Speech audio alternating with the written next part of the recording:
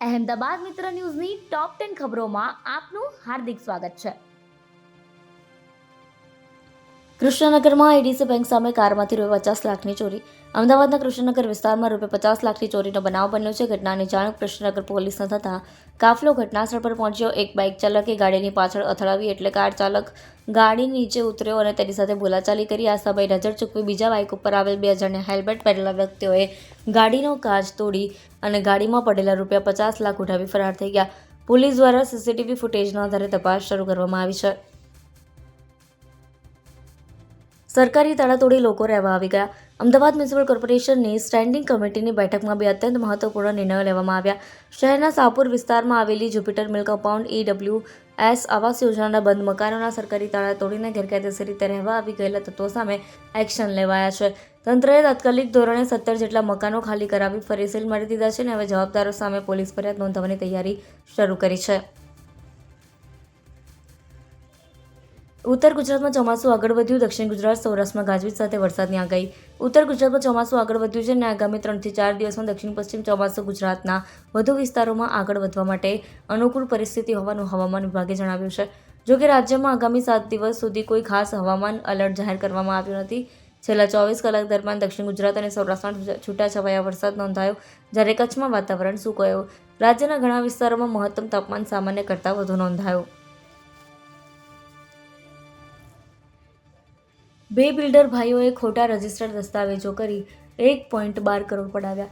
જો હવે તમે ક્યાંય પણ મકાન ખરીદવાના હોય તો સૌપ્રથમ બિલ્ડર અને તેની રહેણાંક સ્કીમ અંગે તપાસ કરી લેજો, કારણ કે હવે બિલ્ડરો પણ લોકોને મકાનોના દસ્તાવેજ કરી આપ્યા બાદ પણ છેતરપિંડી કરતા હોય છે.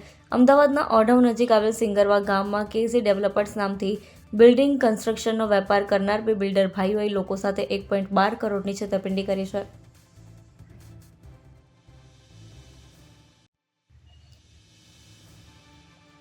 મર્સિડીઝ અને કિયા વચ્ચે અકસ્માત. અમદાવાદ શહેરમાં દિન પ્રતિદિન અકસ્માતની ઘટનાઓ વધી રહી છે, ત્યારે SJ હાઈવેથી VIP સર્કલને જોડતા રોડ પર આજે સવારના સમયે 2 કાર વચ્ચે અકસ્માત સર્જાઈ. યોગ સર્કલ 4 રસ્તા પાસે મર્સિડીઝની જોરદાર ટક્કર વાગતા કિયા કાર રોડની સાઈડમાં જતી રહી, જેના કારણે એરબેગ ખુલી ગઈ. કારમાં બેઠેલા વ્યક્તિને સામાન્ય ઇજા થઈ હોવાનું જાણવા મળ્યું છે.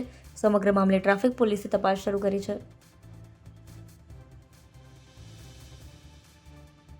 બોપલના મહિલા PSI વતી 5 લાખની લાંચ લેતો head constable ઝડપાયો.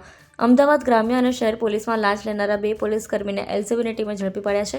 Airport police station હસ્તકની હાંસોડ પોલીસ ચોકીમાં ફરજ બજાવતા આસિસ્ટન્ટ સબ ઇન્સ્પેક્ટર ASI ₹6,000ની લાંચ લેતા ઝડપી, જ્યારે અમદાવાદ ગ્રામ્યના બોપલ પોલીસ સ્ટેશનમાં ફરજ બજાવતા મહિલા PSI વતી લાંચ લેનાર હેડ કોન્સ્ટેબલને ₹5 લાખની લાંચ લેતા ACP એન્ટી કરપ્શન બ્યુરોએ દબોચી લીધો. રદ કરાયેલી 500ની નોટોના થપ્પે થપ્પા. ભારત સરકારે રદ કરેલી ₹500ની નોટો સાથે 2 શખ્સ રામોલ પોલીસે ધરપકડ કરી છે. મુંબઈથી બંને શખ્સો ગાંધીનગરના શૈલેષ પટેલ નામના વ્યક્તિને નોટ આપવા માટે આવતા હતા, ત્યારે પોલીસે તેમને ઝડપી પાડ્યા. રામોલ પોલીસે જૂની ₹500ની કુલ 39 લાખની નોટો જપ્ત કરી છે. આરોપીઓને નોટો વટાવવા માટે 2 થી 3% કમિશન મળતું હતું. ગાંધીનગરના આરોપીની શોધખોળ કરવામાં આવી છે. પ્રેમિકાએ ભાગીને લગ્ન કરતા યુવક આત્મહત્યા કરવા પહોંચ્યો. અમદાવાદમાં નદીમાં ઝંપલાવી જીવન ટૂંકાવવા જનાર વધુ એક યુવકનો બનાવ સામે આવ્યો છે. દધીચી બ્રિજ પર જીવન ટૂંકાવવા માટે એક યુવાન રેલી પર ચડી ગયો હતો.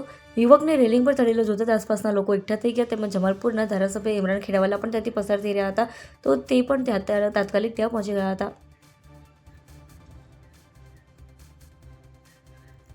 દેશમાં આગની ઘટનાઓ બાદ અમદાવાદ ફાયર તંત્ર દોડ્યું. લખનઉ અને દિલ્હીમાં મોટી આગની ઘટનાઓ બાદ અમદાવાદ ફાયર બ્રિગેડ સક્રિય બન્યું છે.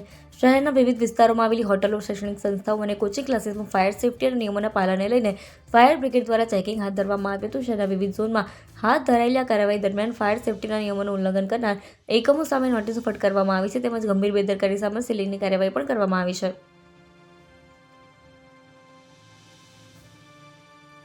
ગાંધીનગરમાં અમિત શાહના હસ્તે ભારત ટેક્સીનો શુભારંભ.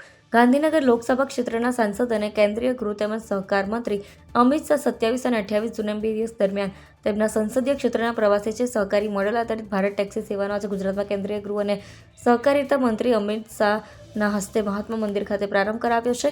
મુખ્યમંત્રી ભૂપેન્દ્ર પટેલની હાજરીમાં યોજાયેલ કાર્યક્રમમાં વડોદરા, અમદાવાદ, રાજકોટ અને સુરત સહિતના એરપોર્ટ તેમજ વિવિધ સરકારી સંસ્થાઓ સાથે MOU પણ કરવામાં આવ્યા છે.